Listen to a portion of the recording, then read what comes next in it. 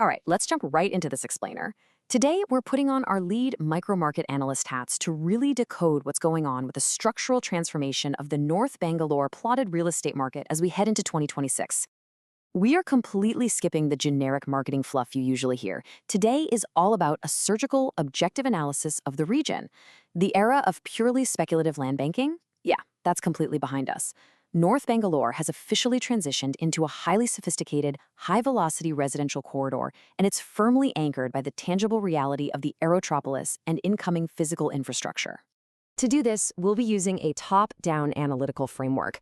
We'll briefly cover the macro arbitrage window, dive into legacy and scarcity assets, explore launch and yield plays, evaluate niche and infrastructure assets, hit the liquidity sweet spot, and finally, do some strict strategic risk filtering. Let's get into it. All right, starting off with part one, the macro arbitrage window.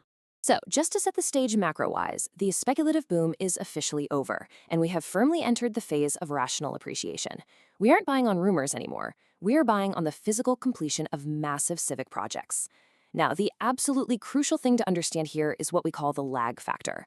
Notice the divergence in the numbers. Institutional raw land costs for B2B transactions have literally doubled, shooting up from 15 crores to over 35 crores per acre in pockets like IVC Road and Bagalur.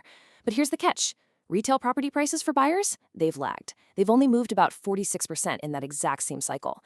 This temporary divergence right here creates a massive arbitrage window for institutional and retail investors alike. Capital is flooding deep into this corridor, and retail prices are inevitably going to have to play catch-up to meet that institutional land baseline. And this dynamic perfectly illustrates why 2026 is absolutely not the peak.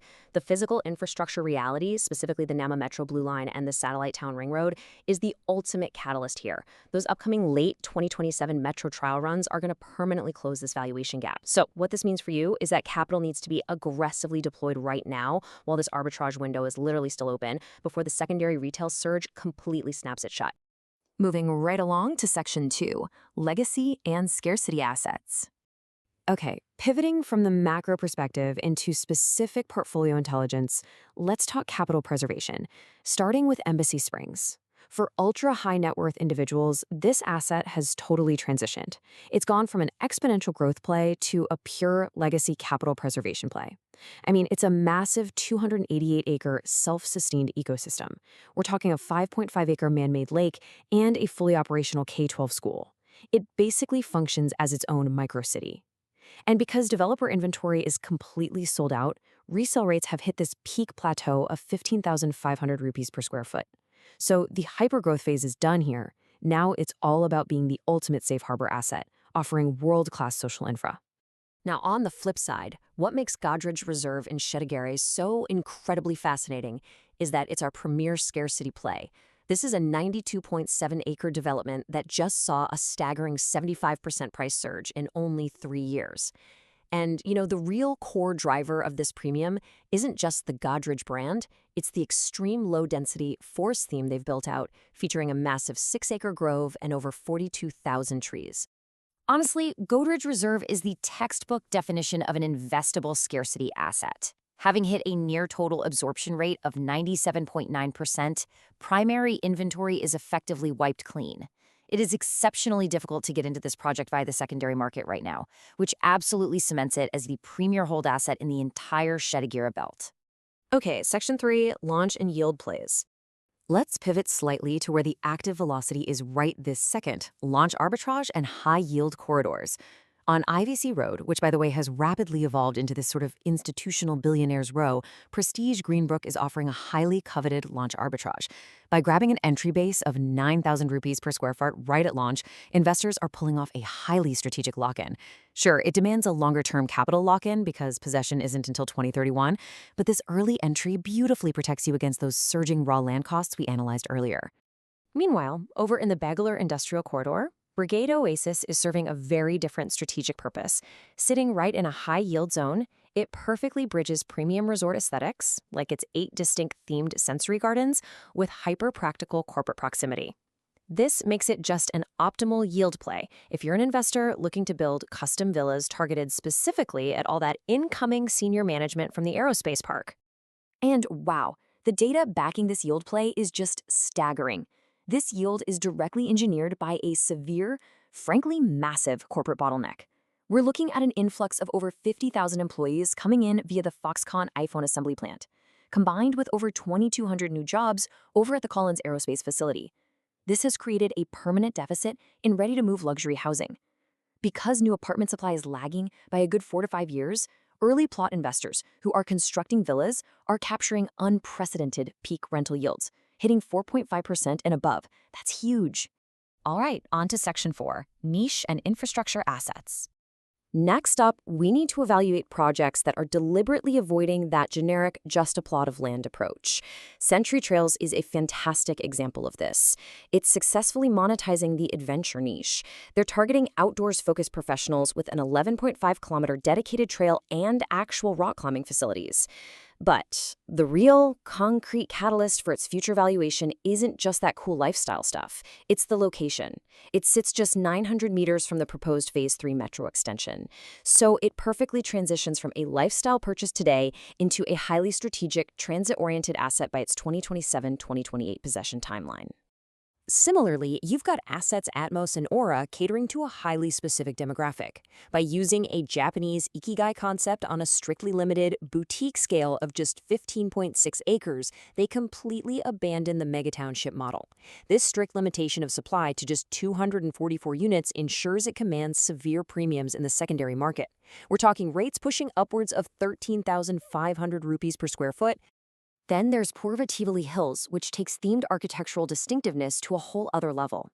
In a market that is totally saturated with generic plot demarcations, they use this incredibly immersive Italian Renaissance theme to enforce a cohesive premium design language.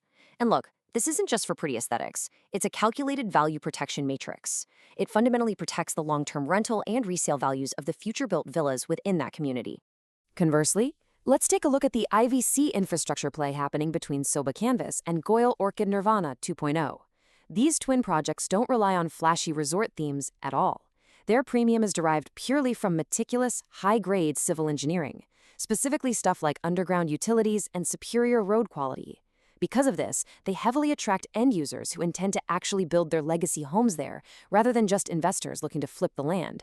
Consequently, you're definitely going to see much lower volume liquidity here. And finally in this section, targeting the highly lucrative incoming wave of tech-savvy Global Capability Center, or GCC, executives, we have Purva Northern Lights. This project represents the sheer evolution of plotted developments into highly integrated smart townships. They are heavily prioritizing future-proof infra, like BlueNext's voice automation for villa plans and heavy water efficiency pipelines. They are moving way, way beyond just offering vast, secluded pieces of land. Section 5, the liquidity sweet spot. So having surgically analyzed all these individual assets, we've got to synthesize this intelligence to isolate exactly where capital is moving with the absolute highest velocity. The undeniable liquidity sweet spot in North Bangalore right now, it ranges exactly from 1.5 crores to 2.5 crores. Specifically, we're looking at plot sizes between 1,500 and 2,400 square feet. This specific zone is being aggressively driven by those high-income GCC management professionals we just mentioned, who want manageable premium footprints right near the Aerotropolis. Connecting this directly back to our macro reality for a second, the timeline is totally fixed here. Institutional capital must be aggressively deployed into this specific Tier 2 Devanahalli sweet spot right now. We are sitting in this very brief period before the retail surge, which will be triggered by those late 2027 operational metro runs, closes the gap completely. Quite simply, if you wait for the trains to actually run, you've completely missed the institutional upside. And lastly, Section 6, strategic risk filtering.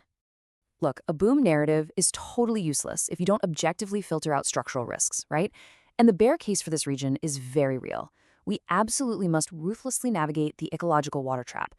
To put this in perspective, as of 2026, 7,000 city borewells have dried up, and non-compliant peripheral societies are bleeding up to 50 lakhs a month just on private water tankers. It's brutal.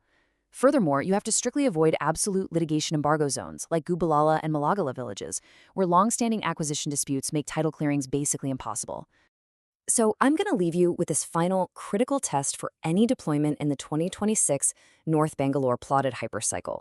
If a project fails to demonstrate absolute water sustainability through high-efficiency treatment plants, or if it fails the mandatory April 2026 e-Khata transition, which invalidates old panchayat approvals, then no matter how high the projected yield looks on paper, capital must be completely withheld.